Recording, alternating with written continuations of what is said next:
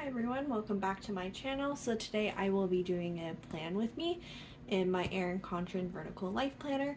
I will be planning using kit leftovers from a Glam Planner Christmas kit, and I will be talking about the movie The Noel Diary. So if you haven't seen this movie yet, spoiler warning, I will be talking about the ending of the movie. But it is a movie that you can find on Netflix. It's featuring the guy from This Is Us. And yeah, let's get into planning and talking about the movie. Alright. Okay, so first off, what I have to say about this movie is, I guess that's my general thoughts from the trailer itself. I don't think I would have normally gravitated towards this type of movie. I could tell from the previews that it wasn't any typical Christmas Hallmark movie. I could tell actually from the trailers it's what we call kind of the slice of life movies. And I was right on that. It's not your kind of typical Hallmark movie. It's weird in the sense that it tries to challenge the Hallmark movie tropes but does so unsuccessfully. And almost I feel like a Hallmark movie would have been better because at least a Hallmark movie just kind of plays into the tropes and can be a bit fun. This movie tried to take itself too seriously and failed at doing so, and then what just happened was kind of this mess of a movie that wasn't great. So, if you are a Hallmark movie lover, this is a bit different. It does, as I said, still have some tropes, and so you might like it in that sense, but it is not like your typical rom-com. In fact, the movie was not funny at all. And so if you're a rom-com person, you probably won't like that aspect. If you're a romantic person, you might still like the movie, although there's problems with the romance, and I'll kind of discuss those later. So I think with this movie, what I like about it is theoretically what it could have been. Although it failed to do kind of this theoretical thing. I could see what they were trying to do, and they just did not do it. And so that is, they tried to explore especially death in a different way than how they're explored in like typical Christmas and Hallmark movies. Normally it's some parent who died and that's it. Like in a Hallmark movie, like they don't expand on it at all. Sometimes that's a trope for why that person hates Christmas, but generally there's absolutely like no explorations of themes of grief. And I guess this movie tried to expand further on that, which I guess they got points for trying to do. But they kind of just abandoned that plot point in terms, like, to focus on the relationship and the love story. And I get it, it's a romance movie, they need to do that, but I think there could have been a way that they balanced both without completely abandoning it. And I think, again, I'll talk more a bit about this once I get to kind of the end of the movie. You'll see kind of what happens. But yeah, I think it could have been like a really good movie about dealing with grief, especially, and like feelings of abandonment. But it didn't actually handle them in any way. Like, it kind of was missing that emotional component.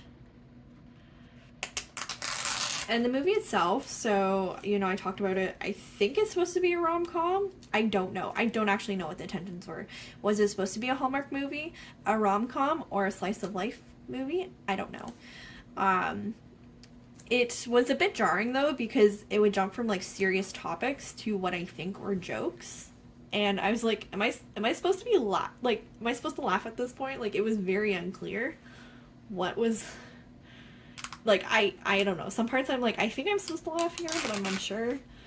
But the parts I did laugh at, and this is absolutely horrible, are the graveyard scene and the scene with the brother dying where he fell from the treehouse. And not because it was funny. It wasn't funny.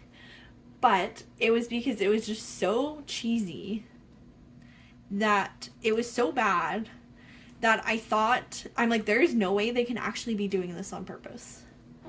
Like, I'm like, I don't know how you filmed this thinking it was actually, like, emotional. And so it was just so jarring that I couldn't help but laugh, especially when the kid is falling out of the treehouse and then there's that smashed ornament that breaks on the ground. Oh my god.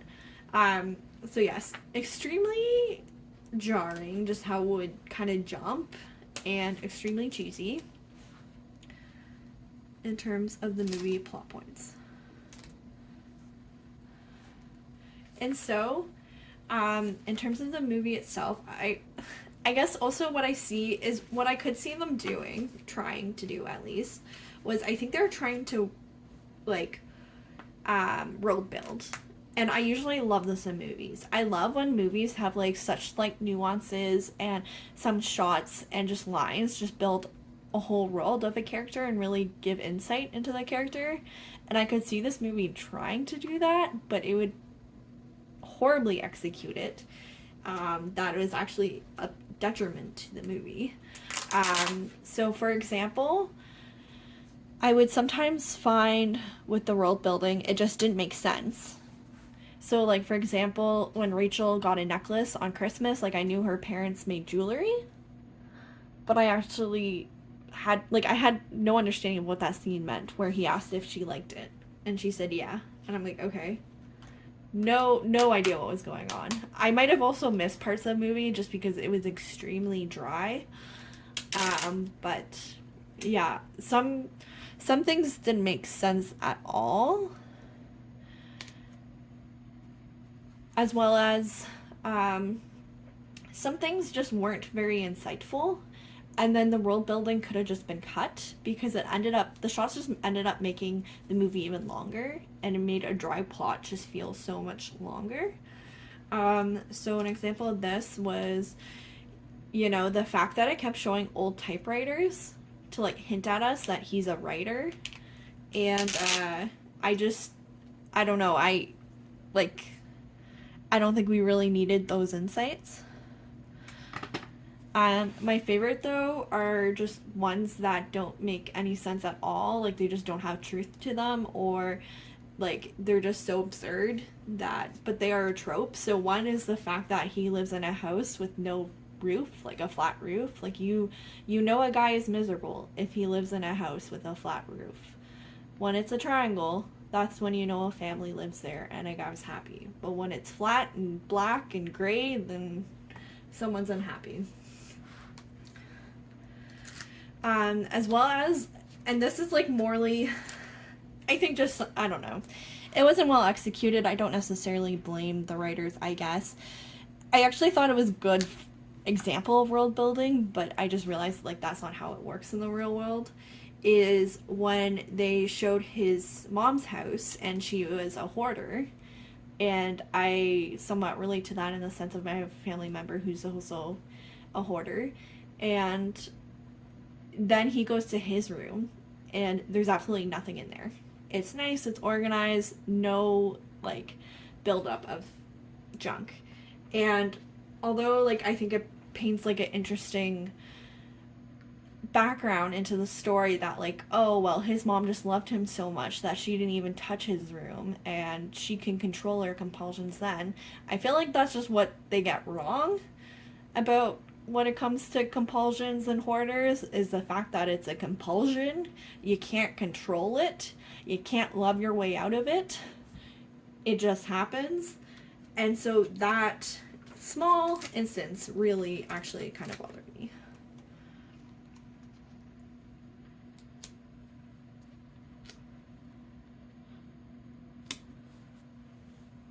This is gonna take me forever to do, but because I want to put also some underlays. I have some hollow underlays here. So let's see if I finish first talking about the movie or if I lay down my base first, but I have a feeling I'll finish talking first just because honestly there wasn't a lot of plot to talk about.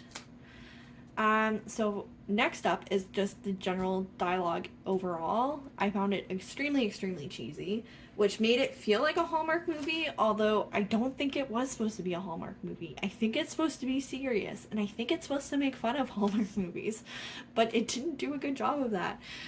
And the dialogue was just extremely cheesy. It didn't get to any nuances at all. And honestly, it completely like ruined some shots. Like my favorite scenes of the movies were the ones where no one was talking at all. So if we think back to like in the movie, like Rachel on the first day of meeting this guy is telling him everything about her. Like it just feels so unrealistic and so weird. And like she's telling him all these personal things about her. She's telling him about her fiance and like the doubts she's having, which I guess is a whole nother thing. Is I don't really understand. Okay, so I guess maybe I'll move on to the couple, and I really don't understand their chemistry and their relationship. I guess the actors themselves, chemistry wise, were fine. Especially the main guy, Jake, played by, I think it's Justin Hartley, the guy from This Is Up. I thought he did well in it. Chemistry wise was fine, I guess, with what script and shot directions they were given, but like it was weird because Rachel was engaged the whole time, and they like kind of half-assed her doubts about the relationship. I mean, Hollywood does this all the time. They make up conflict that I don't think is really conflict. So for example, like her not having an engagement date set is some indication of trouble in their relationship. Or not engagement, wedding date, even though they're engaged. And I don't get that. Like, I hate the movie The 5-Year Engagement. Just because I don't know, you can want to get married and be engaged, but you don't need necessarily a date yet. I find the whole thing weird that it's supposed to be some indication of an issue in the relationship by not setting a date immediately. There are a million reasons to not set a date immediately that has no indication of trouble in the relationship. And just like when she talks about this guy, she like the first thing, not the first, but one of the things she says to Jake is that she feels safe with him, and that's supposed to be indication of like her relationship. And I guess it's because she went for the word safe instead of love, but I feel like it's just perpetuating this trope that in your love it should be unstable, it should be dangerous, and I don't know, I guess on the thing there's nothing wrong with safe. I guess it made it seem weird because she actually had nothing else to say about him. So I just feel like, and I think again this goes back to the story of just like, I feel like they half-assed it. They didn't give them any like real motivations. Like there was no actual problems we saw with the fiance, and like I don't know, I guess at the end he didn't come to Christmas and they asked, are you still fighting? Although it was never clear what they were fighting about. Was it because she cheated? Which surprised the ending. I don't know. It's unclear to me. And so because they didn't really set this up, I have absolutely no motivation at all to want the main characters to get together.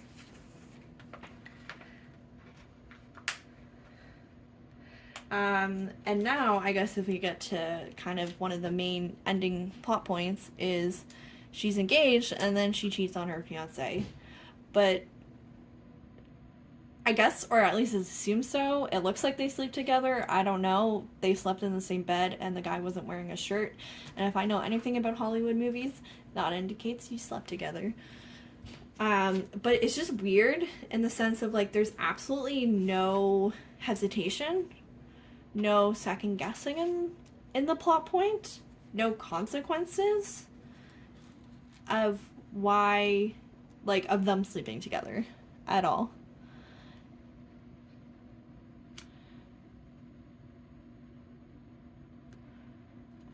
And I don't know, it was just hard to kind of cheer for them getting together, especially because we see them fall into the trope, which they do make fun of, and I actually liked that part. I did find funny. I will admit. I take back earlier when I said I didn't laugh. I did actually laugh when they talked about the trope in rom-coms where you end up in the, like, there's only one room left and you have to share it together, and they end up in that situation. But my god, they didn't even like acknowledge how inappropriate it was. And like, not only so, they decide to light 100 candles in the room and drink wine together and then slow dance.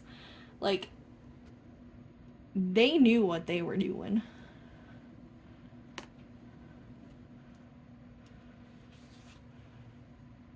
And so now I come to the ending of the movie.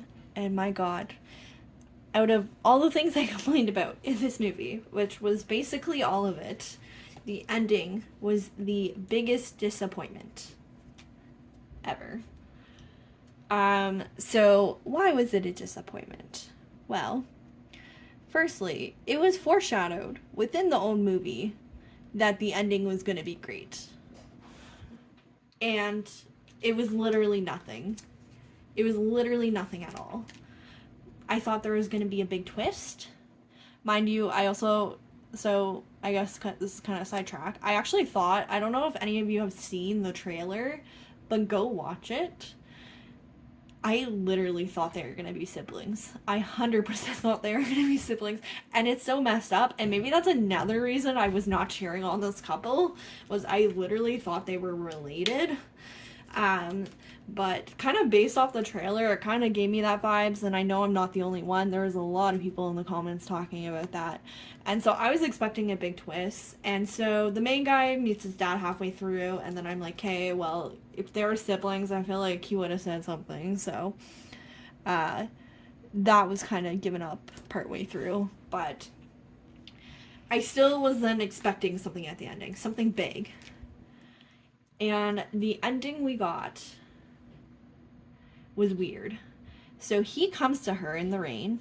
No. Rain? No. Snow? I don't know. He comes to her, Christmas Day, says he loves her. He makes a big speech. I cannot tell you what the speech was because I was honestly not paying attention. But he comes and makes a big speech. She says, I don't love you. He's like, essentially, TLDR, TLDW?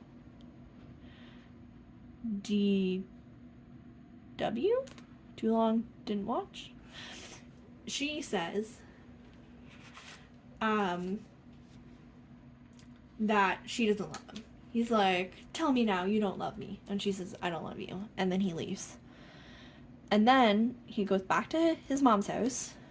He finds some letters from his dad, which I guess explains his dad was writing him and didn't abandon him. But again, that was not built in anyway. Really thrown in at the ending. And then she comes to him and stands outside. Maybe in the rain this time. I don't know. I feel like there's a scene in the rain. And he goes outside and they smile. And that is the ending. Now, I think a lot of people are mad at the ending too. Not for the same reasons I am. One being that there's no satisfaction of seeing them kiss. I don't care. I don't need that satisfaction. I think that's enough for me. I wasn't even really sold on them as a couple, so I don't need any closure there. I think what sucks about the ending for me is there's absolutely no plot points between that scene and the other. Between her going there. In fact, I don't even think we saw her change her mind. I guess maybe that was the twist, she changed her mind, but like there was absolutely no reason at all. Like it was literally one scene to the other. Like I think they filmed two different endings because they didn't know what they were gonna do with the ending, and someone on the editing floor just included them both in. Because I don't know. I thought there was gonna be a twist. Like it was literally nothing. It was literally every other romantic movie, but worsely done. Because it didn't actually explain, like, why they didn't work out as a couple. Like, easily them not working out a couple could have been because she was engaged. But at no point did they ever work on that storyline. And so we never actually saw any growth in the characters. Any change in plot, any reason for the change. No insight to the character growth. So I don't know. I don't know. The ending was super disappointing. Others, though, were mad in a different way than me as well, and that was because Rachel didn't meet her mom. This one didn't bother me so much, in the sense, I think it bothered other people because she didn't get, we as an audience didn't get closure. And it seemed like a plot point in the sense of the whole thing was her meeting the mom and then she chose not to. And the thing is, I guess I could see reasons for her not wanting to meet her mom. You know, she's not ready. There could be a million reasons why she's not ready. But I think what bothers me is they didn't, again, expand on it. In fact, what it seemed like why she dipped out of there and didn't meet her mom was because she was confused about her love for Jake. And that's what confused me most. And I think that's what sucked about the movie and why the whole kind of, you know, confusing feelings around adoption and abandonment and death were pushed to the sideline was because there could have been so much nuance to the emotions that are involved with all these themes, and they just threw them to the side instead because the couple liked each other. And I think that was the most disappointing thing for me in terms of the storyline. I will say also what was friggin' weird with the ending was the fact that Jake, I think, still went to meet her mom. And, like, that was another thing, and I think, like, I thought she was, like, a big influence on them, and apparently she was, but that was never made clear in the movie.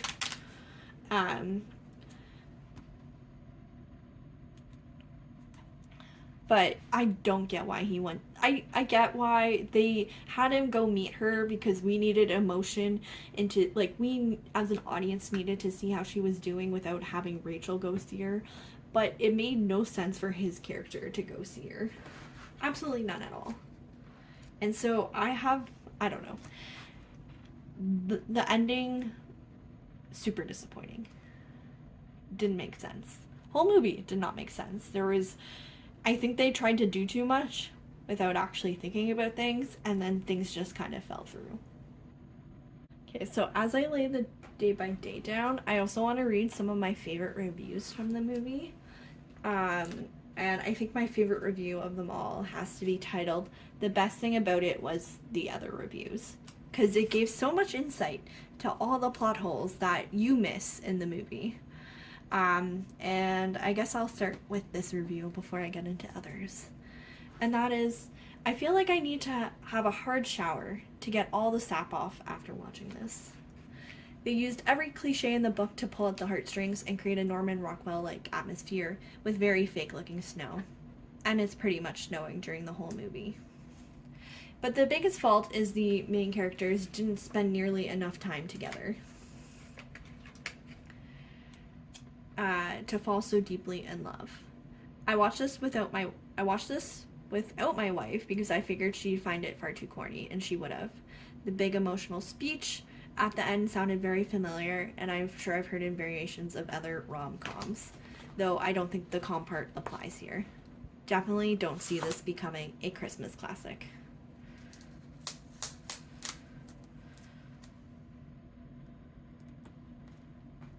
My next favorite review: little boys who die putting up Christmas decorations and trees is not festive. Cheating on your fiancé is not romantic. I absolutely cannot root for a couple when one is already engaged when they meet. Why are so many romantic Christmas films based on this premise? It's absolutely horrible.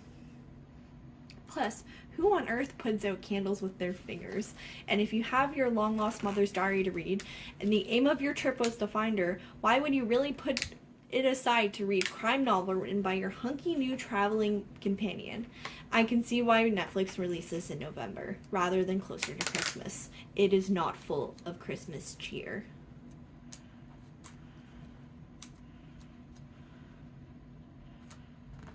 Alright, this other review, I'm not going to read the whole thing because it's quite long, but I'll read some of my favorite parts. The scene with the main dude catching up with his dad is so weird. Like, they haven't seen each other in 35 years, and then they catch up in a matter of minutes, and they're all good. Later on in the movie, it's revealed that the dad was sending letters that the main dude never received.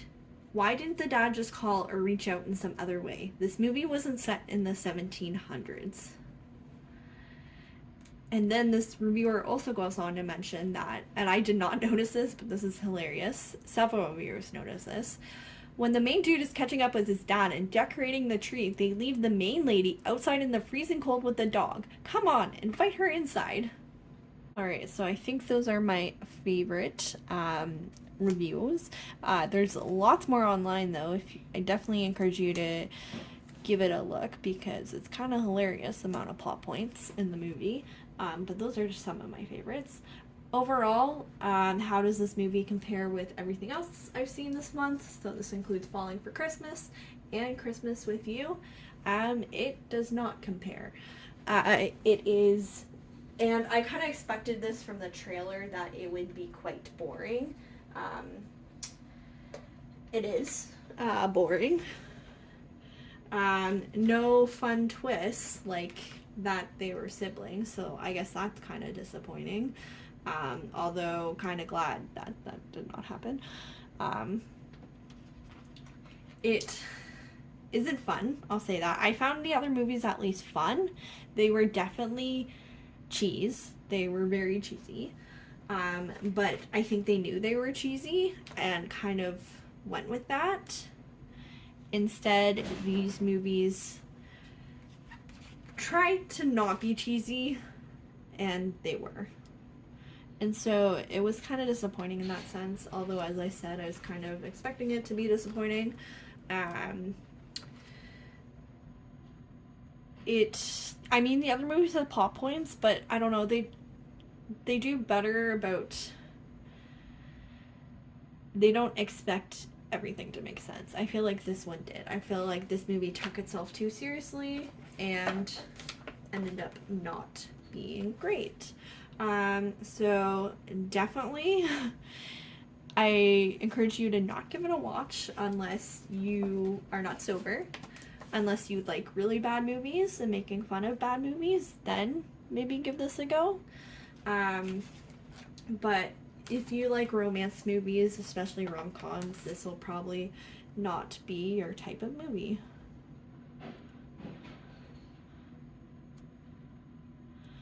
And so I think this kind of finishes up my spread for the week. I'll probably maybe add in some deco bits. I don't know yet. If you want to check out the finished spread, you can see it on my Instagram at Plan with Ashley Lynn.